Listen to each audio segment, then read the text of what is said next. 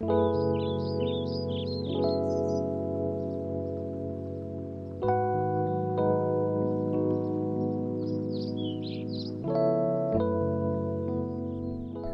what's up?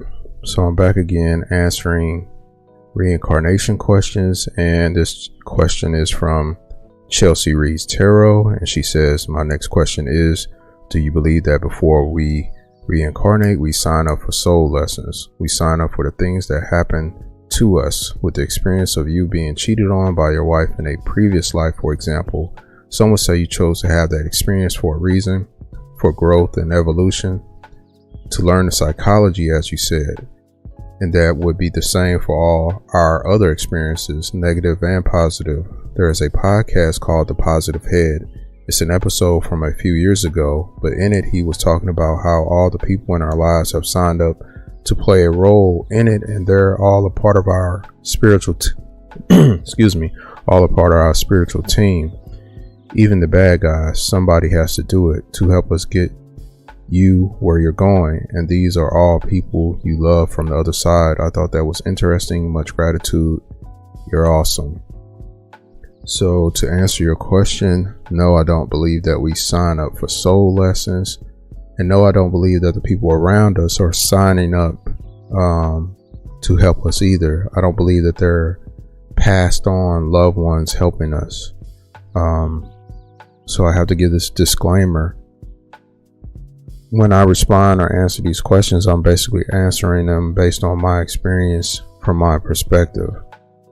So no, I didn't sign a contract or to come back here again. I know all of that it sounds good, but contract is still control, meaning that you're giving up control to something else and you don't know what it is. And when people say that phrase of you signed a soul contract, who did you sign it with? What was the purpose of signing paper? Paper only exists in this dimension. And no, I don't believe that the people are loved ones that have passed on either. I believe that we all exist. From my experience, we all exist on all these planes at the same time. That's why somebody can be a father in one life, and then in the next life they might be an enemy. A wife could end up being a sister in the next life. All these different titles that are given to you don't exist in every dimension. Therefore, a lot of the explanations don't make sense. They only make sense for this dimension. What else?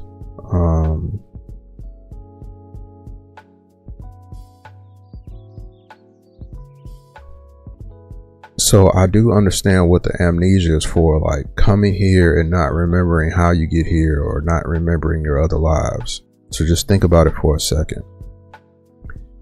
People are reincarnated. This has been documented, that you can just keep existing. You may come in different bodies, different forms. But when you remember all those lives, it takes a toll on you. One of the problems, I don't want to actually call it a problem, but I have memory of those other lives. So when I think about certain things about my journey, it does get lonely and depressing, realizing that you've been traveling and existing basically alone, and there's no measurement of time to really measure how long you've been existing. But when you think about, oh, I've had other lives and had families and had loved ones, and now I don't even remember them anymore. So should you be mourning and upset about all these other lives that no longer you're not engaged in? So I hope you can understand that of the amnesia is kind of necessary. And also, everybody's not meant to be, I guess, woken up at the same time. If we were all doing the same thing, this would be a totally different, dimension we would be existing in. We wouldn't be worried about money and certain materialistic things, because we know that everything that exists here comes out of the ground. Everything. And this is like my third time trying to make this video, because I started getting other downloads about amnesia and dreams and how to examine your memories. And for me, I've been going through all my memories and realizing, like, damn, I've done this so many times. What am I doing? And then I realized I'm answering my own questions. I wanted to know why this place still exists. Everything that I've experienced so far within this life, I started experiencing why people become soldiers, doctors, lawyers, and still can't see that this is a program. I bring up the synchronicities. That's like my big thing of talking about the synchronicities. And it's not to praise the synchronicities. And I'm talking about astrology. Like, I'll show certain patterns.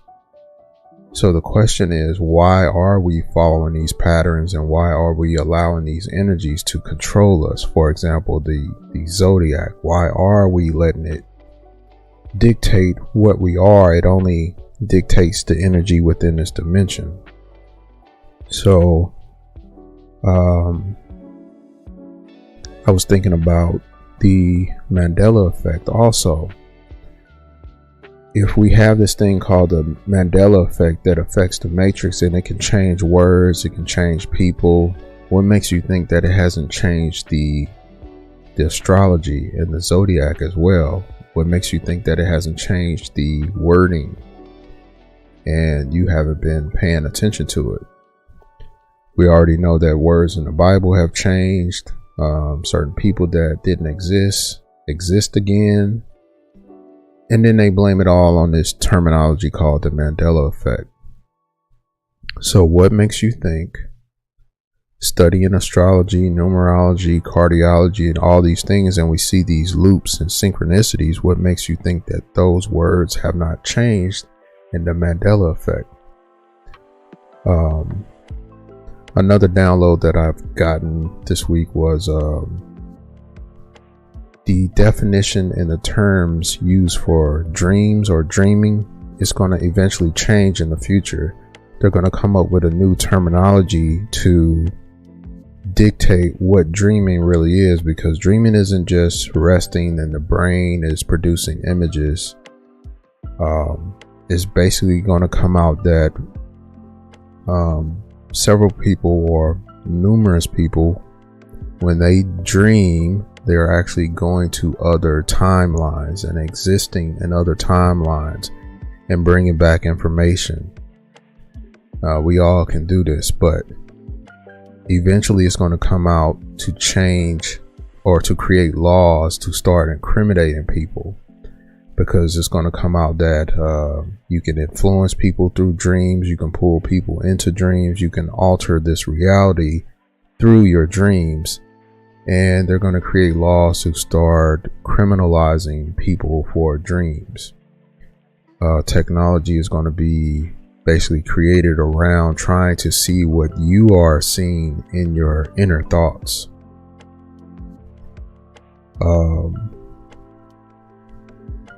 What else? I think I answered everything in your questions, but no, I don't believe that we sign up for a soul contract. I don't believe that the people around us are past loved ones, but I do believe that the people that cross paths with us in this existence are tied to us in the other planes of existence, the other dimensions. They could be anything to us, and for some reason we are attached to them based off of our growth. For example, in this lifetime, when you see somebody do something that you don't like, that is because you have already done it and you judge yourself based on those actions. And when you see somebody else do it, you go, oh man, I see that person over there trying to be sneaky, doing something to be harmful to somebody. The reason why you're able to even recognize those things is because you have done it. And now that you've gained the knowledge of what made you do it, what made you have those thoughts, you can see it in other people. So that's kind of my experience here in this dimension. Is I'm asking myself, why does this place still exist? Why is there a place where all these entities exist and they have no awareness of what it really is? You know, they made up a false reality. They made up all these lies to exist within it.